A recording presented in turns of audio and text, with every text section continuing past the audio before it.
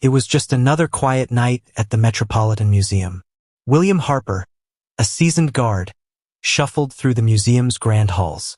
The low hum of the air conditioning was the only sound that broke the silence. Most nights were uneventful and slow. He had made his rounds, checked every exhibit, and now all that was left was the final sweep before heading to the break room. The museum, with its towering columns and dim, dusty exhibits, was peaceful after hours. The ancient Egyptian wing, his least favorite, always felt eerie. The stone walls, sarcophagi, and tombstones seemed to press down on him, making the air heavy. The centerpiece was the mummy of Princess Nefret, a royal entombed over 3,000 years ago. Her sarcophagus was magnificent, gold inlaid with delicate hieroglyphs, brittle wrappings, and the faint scent of ancient decay that always lingered.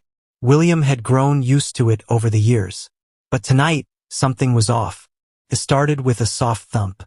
At first, William thought it was the old heating system acting up. But when it came again, louder this time, his heart skipped.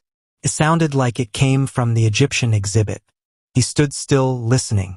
The clock ticked, its loud chimes echoing through the corridor. Another thump. His hand instinctively reached for the radio clipped to his belt.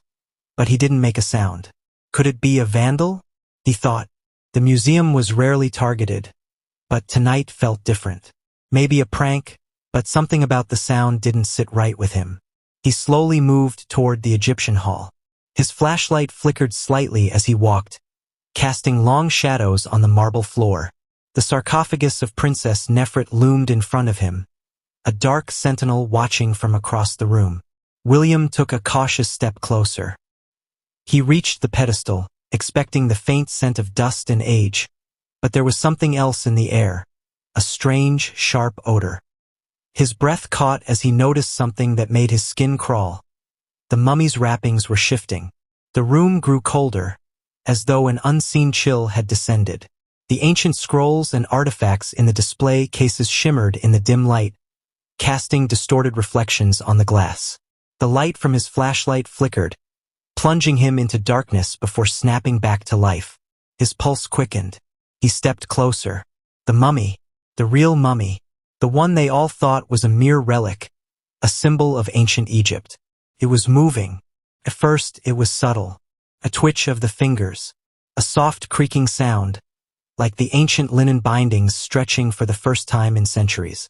Then it jerked, a violent movement, followed by a low, rasping sound, like something long buried in the earth trying to crawl its way to the surface.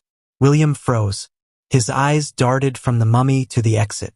The hallway felt far too long. His feet were cemented to the floor. Was he hallucinating? He'd been working too long, pulling too many late shifts. Maybe exhaustion was finally getting to him. But no, there it was again. A grunt, a groan.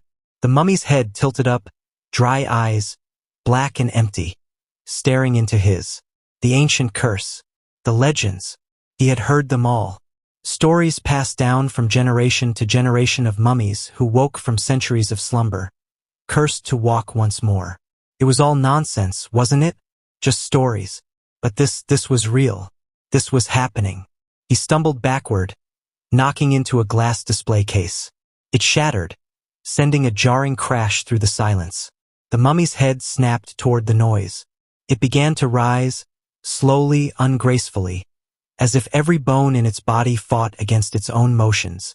William's mind raced. What do I do? His instincts screamed at him to run, to leave, to call someone. But he couldn't move. He couldn't tear his eyes away from the unfolding nightmare. The ancient creature stood, its rags falling to the ground in slow, deliberate movements. The air felt heavier now, and each breath seemed harder than the last. Stay calm. Stay calm. William muttered to himself. He grabbed his radio, his fingers shaking. But the button wouldn't click. The signal was dead. His eyes darted around the room, searching for a way to escape. But the doors to the exhibit were on the other side of the room, too far away. A low, guttural sound escaped the mummy's throat, a noise that vibrated through the walls. Its eyes locked onto William, as if recognizing him as its prey. The curse had begun. In a sudden, frantic move, William bolted. His legs moved faster than they ever had before, but his mind was clouded with fear. As he ran, the floor beneath him seemed to twist and change. The museum's grand hall turned into a labyrinth of shadows. He reached the door, his hand desperate for the handle, but it wouldn't turn. Behind him, the sound of ancient, cracking footsteps grew louder. He turned just in time to see the mummy lunge forward. Its hands, stiff, desiccated, and dry as the tomb itself, reached for him, fingers scraping the air as it pulled itself closer. In a split second, William slammed his shoulder against the door and forced it open. He stumbled into the hallway, gasping for air, the sound of the mummy's pursuit echoing through the museum's silent halls. He didn't stop running. Behind him there was a final crash. The ancient Egyptian exhibit was thrown into chaos. The curse had been awakened, and William Harper was now the only one who knew the truth.